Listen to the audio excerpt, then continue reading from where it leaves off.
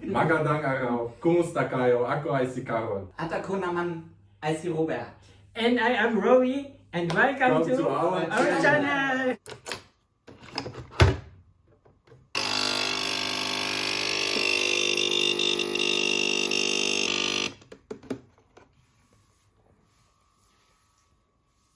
Good morning, good morning, good morning. How are you doing this morning?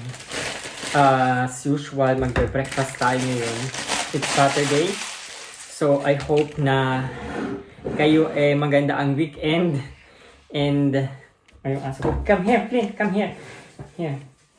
Pakita ko sa inyo yung aking puppy. Si puppy is, oh no, huwag mo kainin yan. Ano na siya? 4 months old and nasa amin siya for 7 days na. So bago pa lang talaga siya and inaalagaan namin ng maayos, sinitrain pa namin.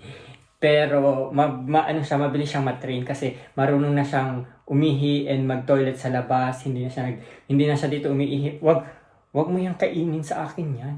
Meron kang sariling pagkain. Ang kulit. Ang race niya is Jack Russell. Diyan ka muna. Baba ka muna at ako makikipagkwentuhan muna dito. Ang ating pagkwentuhan ngayon is i-share ko sa inyo yung kaibigan kong babae na Pinay na nakilala ko dito sa Germany. Na kinat ko yung connection namin kasi papaano ko pa siya i-describe? Masyado siyang privilege. And, yun, ikwento ko sa inyo yung background niya. And then, kayo na lang ang bahalang mag-judge sa kanya kung tama ba yung ginawa niya or mali yung ginawa ko or mali yung ginawa ko, tama yung ginawa ko, mali yung ginawa niya. So, ganito yun. Ang kulit ng aso. Gustong kumain. Mamaya ka na kumain. Kakakain mo lang. Diyan ka muna. Makipagkwentuhan muna ako dito. O gusto mo dito ka sa amin? Okay, sige. Pero wag mong kakainin yung pagkain ko sa akin yan. Yun. Galing siya sa Pilipinas. Nakilala ko siya dahil sa YouTube. Nag-message siya sa akin sa Instagram. Tapos sabi niya sa akin is, Auntie, kumusta? Ganyan, mag-aaral ako. Nandito ako sa Pilipinas and then darating ako sa Germany at this month. And sabi niya, coincidence, sa Berlin din ako mag-aaral and nasa Berlin din ako, sabi niya sa akin, I would be glad kung magkikita tayo personally and then sabi niya sa akin, we can be friends. So since natutuwa ako kapag meron akong Pinoy na nakikilala na nag-aaral din dito sa Germany, sabi ko, okay, why not? And then nag-exchange number hanggang sa makarating na siya dito.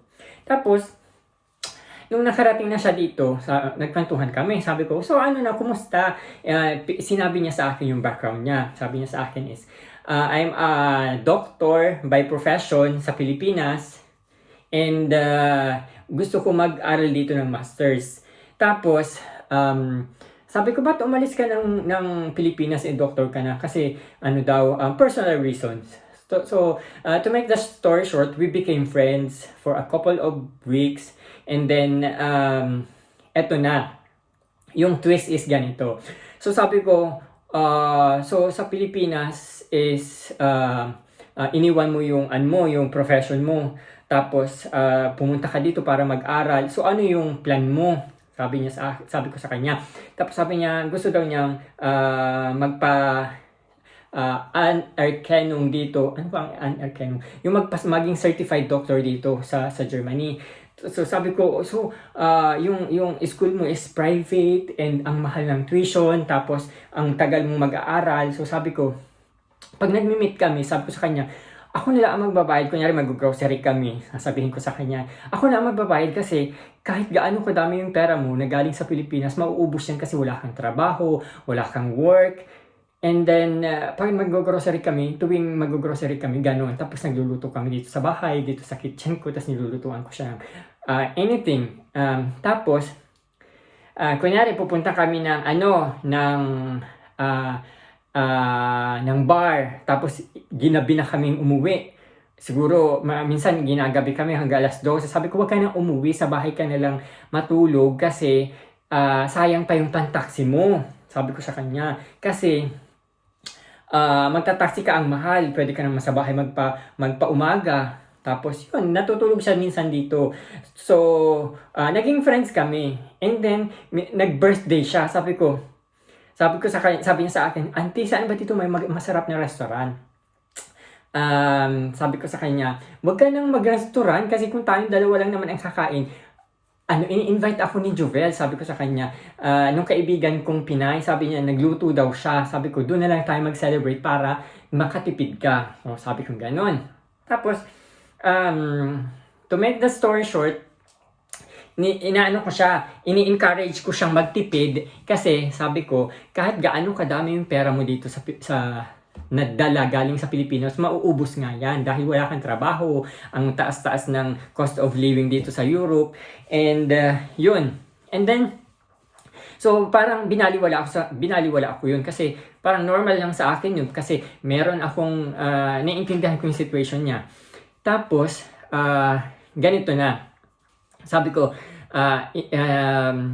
sa kanya, gusto mo bang mag-guest sa vlog ko? Kasi before ako mag-transition sa daily vlogging, yung content na ginagawa ko is parang informative vlog ng gustong pumunta dito sa Germany. Like for example, nagsishare kami ng experiences, papaano yung buhay dito as Filipino, as student, as nag-work dito, as nakahanap ng asawa, anything and everything na pwedeng makapagbigay ng information sa Filipinong gustong pumunta dito sa Germany. Yun yung mga content na ginagawa ko. Sabi ko, baka gusto mo mag-share ng experience. Papaano ka nakarating dito sa Germany, and then sabi niya sa akin, okay, sige, why not? Sabi niya sa akin, I would be glad to share my experience, sabi niya sa akin. Tapos, ayan na, sabi ko, okay, sige, iset natin yung date. Pumunta tayo sa kaibigan ko kasi ini-invite niya ako mag-dinner. Tapos sabi ko, kaming dalawa yung mag-i-interview sa iyo, tapos ikaw yung guest. So, ayan na, pumunta kami, sabay kami pumunta dun sa kaibigan namin. Dala-dala ko na yung tripod. Kasi eto na yung twist. Pagdating namin doon sa kaibigan ko, sabi niya sa akin, ay auntie, hindi ko alam na magpa-vlog pala tayo, hindi ko alam na i-guest mo ako. Sabi ko, di ba napag-usapan na natin yun? Sabi ko, bakit anong problema? Kasi wala akong dalang damit. Sabi ko, hindi ako nakapag-makeup, sabi niya sa akin. Tapos sabi nung kaibigan ko, ay meron akong damit kasi yung kaibigan ko is babae, yung pinuntahan namin. Yung magiging parang co-host ko na interviewin siya. Tapos sabi niya, baka pwede na itong damit na to kasi maganda naman, may blazer, ganyan. Tapos sabi niya, ay hindi pwede, parang ang sikip sa akin. Tapos sabi niya sa akin, hindi naman, okay naman Tapos siya nag-start na siyang magdrama. Tapos sabi niya sa amin, nag-start na siyang magdrama. Bakit niyo ba ako pinipilit sa mga bagay na ayokong gawin? Tapos sabi ko, May, wala sa yung pumipilit. Di ba pinag-usapan natin na magbablog tayo and pumayag ka. And kung ayaw mo naman, it's okay. We leave it. Sabi ko, just leave it. Kung ayaw mong mag-guest sa vlog, is okay lang naman. Wala namang pilitan dito. Lahat naman ng gini-guest ko is kusang loob na pumayag na magpa-interview o magbigay ng experiences. Kung ayaw mo, okay lang. Sabi niya tapos sabi, hindi, pinipilit niyo ako na isuot yung damit na ayaw kong isuot. Ano na lang ang iisipin ng tao sa Pilipinas kapag nakita ako na ganyan itsura ko? Naloka ako, sabi ko sa kanya. Sabi ko, okay, let's leave it na lang na ganyan. Tapos, sabi ko dun sa friend ko, ang hirap naman itong kasama, sabi ko. Tapos, yun, tapos hinayaan ko na, dinedma ko na.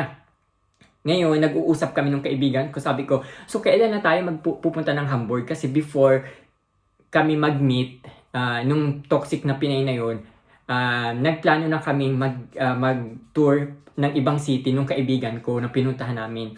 Tapos biglang sumingit yung Pinay na toxic. Sabi niya sa akin, nagpaplano kayo, hindi niyo ako isinasama sa plano niyo. Sabi ko, kakarating mo lamang dito sa Germany, yung plano namin, matagal na namin yan, plinano, last month pa namin plinano.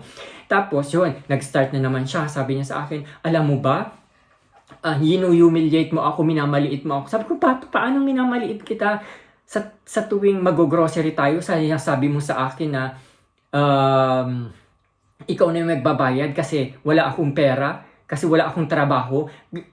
Sabi niya sa akin, sa tingin mo wala akong pera, wala akong enough na funds para pumunta dito sa Germany. Tapos sabi, nung mag-bar tayo, pinatulog mo ako sa'yo kasi sabi mo wala akong pan-taxi. Tapos isa pa, nung birthday ko, gusto kong kumain sa labas, pero sabi mo sa akin, kay Jovel na lang, ang tingin mo, ang pinapamukha mo sa akin na wala akong pera. Yun na yung sinabi niya sa akin. Oh my God. Tapos sabi ko, shucks, hindi ganyan ang gusto kong iparating sa'yo. Hindi ganyan yung message na gusto kong iparating sa'yo. Sabi ko, nagmamagandang loob lang ako at nagmamalasakit kasi baka maubos yung funds mo dito. Papaano ka na? Tapos, hindi ko na-realize na sabi niya sa akin is family daw niya, parents niya is mother and father niya is doctors, ang dalawang kapatid niya is doctors din. So, well off sila sa Philippines, parang siguro nasaktan yung ego niya sa mga pinagagawa ko sa kanya, which is yung ginawa ko is parang nagmamalasakit lang ako kasi pag pumunta ka dito sa Germany, yung dala-dala mong pera is peso, mauubos yan kasi wala kang trabaho, ganyan. May nagmamalasakit lang ako, hindi ko intention na i-humiliate siya, na maliitin siya, na wala siyang pera.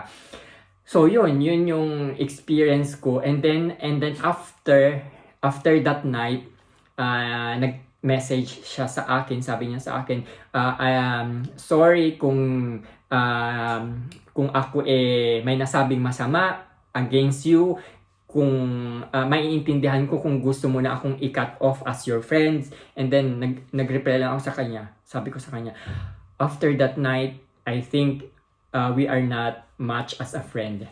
Tapos that's it. Wala, hindi na ako nag-reply. Nag-reply siya, okay, no problem. Tapos hinayaan ko na siya. Since then, cut na yung relationship namin. So, kayo na lang ang bahalang mag-judge sa kanya, or I don't know.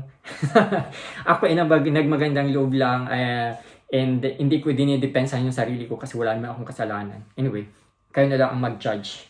I-backfight nyo na lang siya sa comment section. Ako bahala. Binackfight ko na siya dun sa kaibigan kong pinunta namin. Sabi ko sa kanya, bakit naman ganun ugali mo? First time ko makamit ng Filipino na siya na nga ay nilibre, siya pang galit. Diba? Kung ako ang ililibre ng kapwa ko Filipino, matutuwa ako kasi nakakatipid ako at saka nagmamalasakit yung kaibigan ko para sa sitwasyon ko. Hindi yung ako pa yung magmamaganda. Anyway, thank you very much for watching. Ubusin ko muna yung kape ko na lumamig na. Bago pa ako ma-high blood. Thank you very much for watching, and I'll see you again on my next vlog. Bye!